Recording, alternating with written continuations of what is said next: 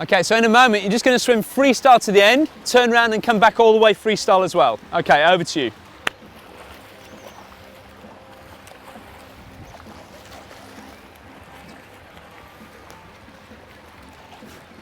Okay, so just whilst we leave Riaz to actually work on that catch and pull through, we're now just going to go back down to the far end of the pool and look at how we're going to work out his optimal stroke rate and stroke length balance. Come on down.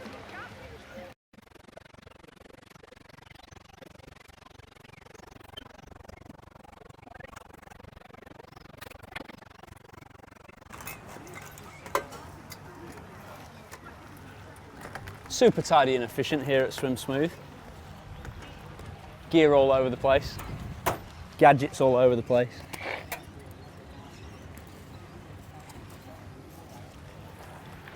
Here we go there. Good. A little bit better, yeah? Okay, mate, so what we're going to do, just pop the pull ball on the side. Now, we're going to go a series of 8 times 50 metres, okay? Where I'm going to give you a little metronome. I'm going to pop a swimming cap on in a second, pop a little metronome underneath that cap, and it's just going to beep at you every time you need to take a stroke. So it's actually going to control your stroke rate, essentially.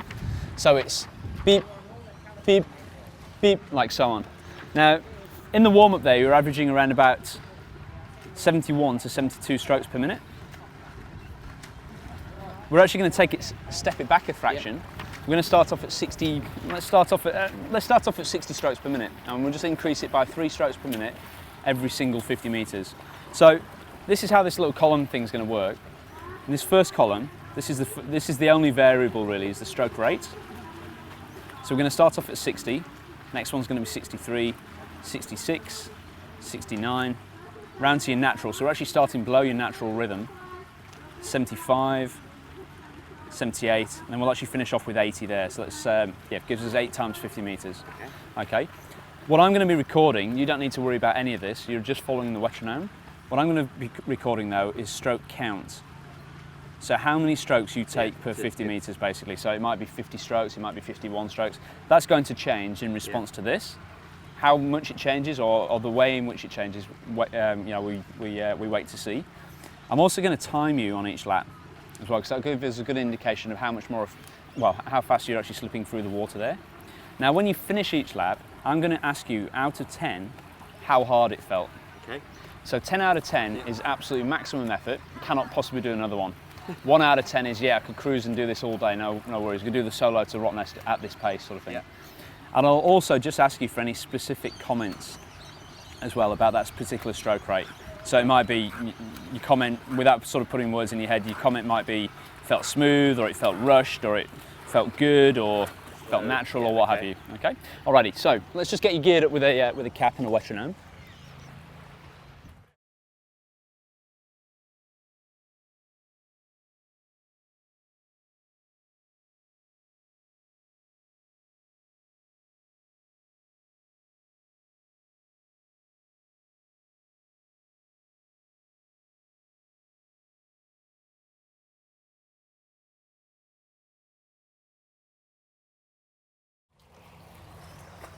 So the nice thing about using the metronome in this manner is that we're going to be able to just control things, and all you've got to think about, you don't need to think about anything else in the stroke other than staying in time with the beeper. Yeah. Okay, so let's just turn these on. And for the sake of getting you running through this smoothly, I'm going to run 2 simultaneously, so one will be ready to go at the end of each lap. You're going to get approximately 15-20 seconds rest between each 50 meters. Okay, so starting off here with 60. 1, 2, 3, 4, 5, 6.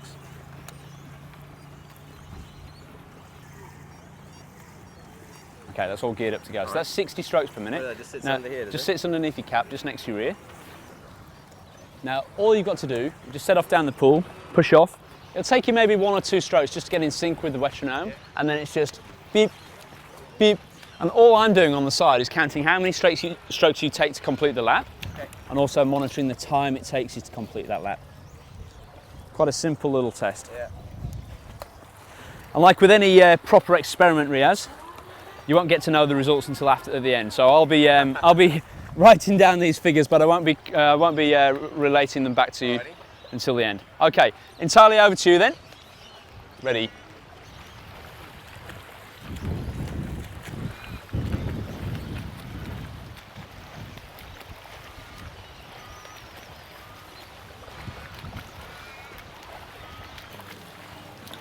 50. Good. Okay. Felt a bit slow. Felt a bit slow, yep. Yeah. Out of 10. So where 10 out of 10 is very, very hard. Probably about 3. About a 3 out of 10. So just felt too slow. Good. Okay. Let's just do a little swap over then. Interesting. 60 slow, eh?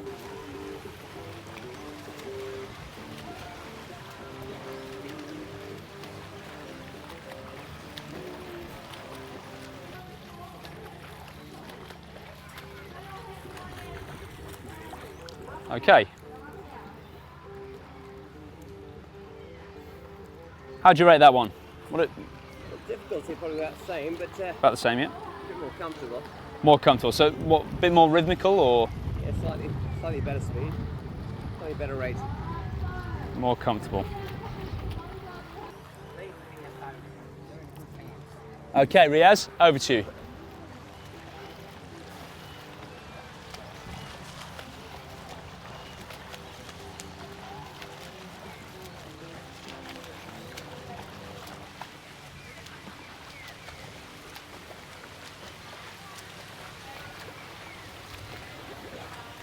Okay.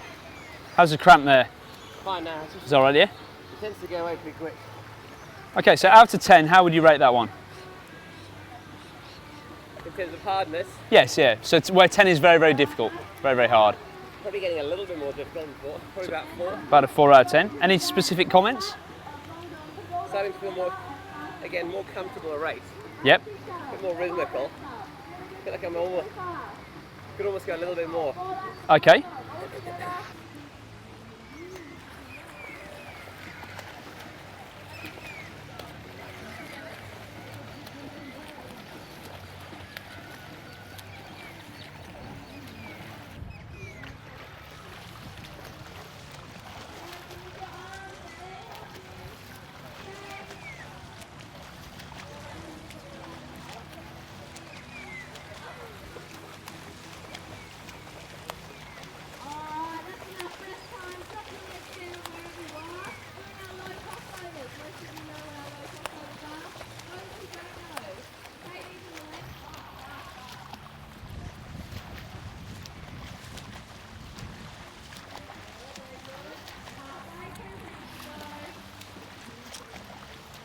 Got up. It'll pause and then it'll start up again. Can you hear that now? Cool.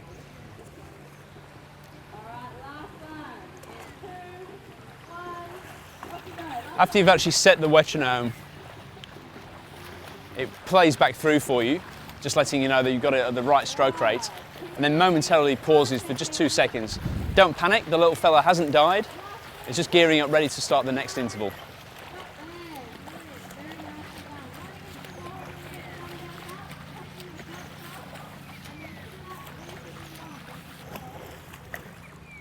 Okay, what do we reckon there? 8. 8 out of 10. So there is still room to go faster then, you think? Oh yeah. Okay. Should we try it? What? Should we try it? Yeah.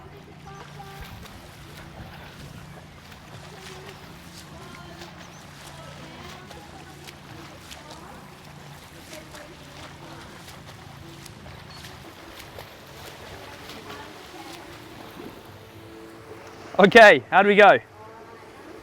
9. 9 out of 10. Okay. I'll save the 10 for the 120. Yeah, absolutely. That's a bit monstrous. Yeah. Any specific comments in about it? I felt like I was getting as close to sprinting as I can. Yes, it. That was fast. I mean, fast rate. Now, like I was saying before, the whole purpose behind doing that is to sort of ascertain your optimal balance between the length of the stroke, how many strokes you're taking per lap essentially, and the rate of the stroke, how many strokes you're taking per minute. And everyone has an optimal balance between the two.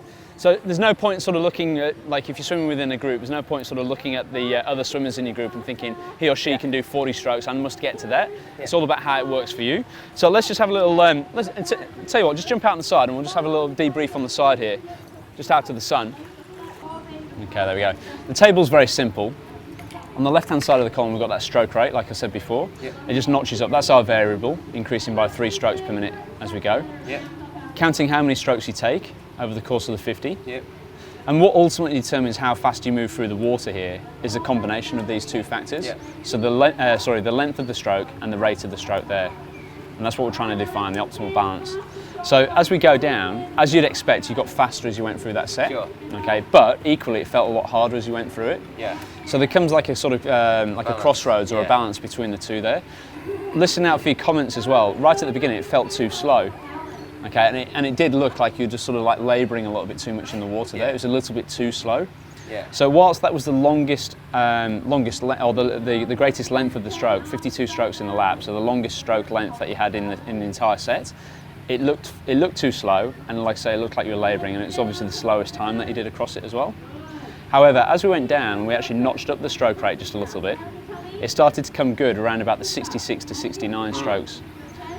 Both of those, you're taking 56 strokes for the lap, but here's the real big jump, from 51.8 to 49.4, so nearly 2.5 seconds faster over just 50 metres for the same given rate of perceived exertion. Yeah. And you're sort of saying here, it's starting to feel more rhythmical, more comfortable basically. Yeah. When we jumped up to 72, which was your natural stroke rate, okay, we actually slowed down by 2 seconds, and you felt like you were working harder. Okay. Then we started getting faster again a little bit. Okay. But all the time, the rate of perceived exertion is actually going up and up and up. Now, some people will find that their stroke rate, so if that's their natural stroke rate, some people will actually operate better above that natural stroke rate. But like I said to you before, 72, I was sort of anticipating that's maybe just a little bit too quick, like you're fighting the water. So the suggestion for your stroke is that we need to actually work on just reducing that stroke rate, just a fraction, in order to actually develop the stroke count or stroke length. And that goes all hand in hand with what we've been working on today, with actually getting you holding the water a little bit better and getting a little bit more traction and purchase on the water there.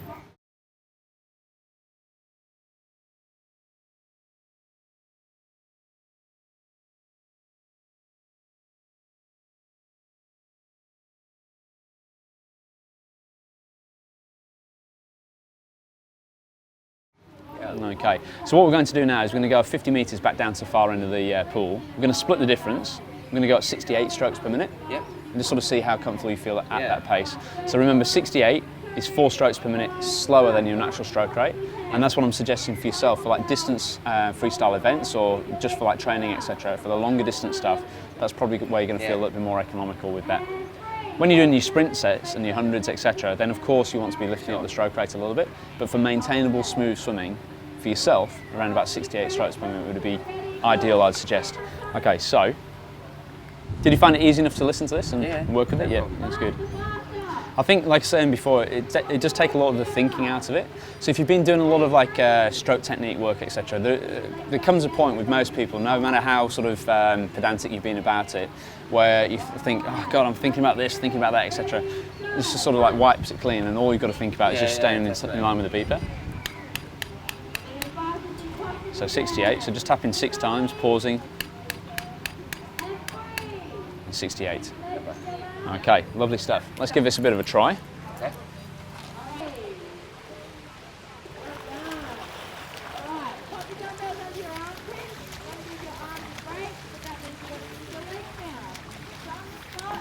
Now, a big difference here, Riaz just looks a lot more comfortable, a lot more relaxed. He's nice and smooth in his stroke.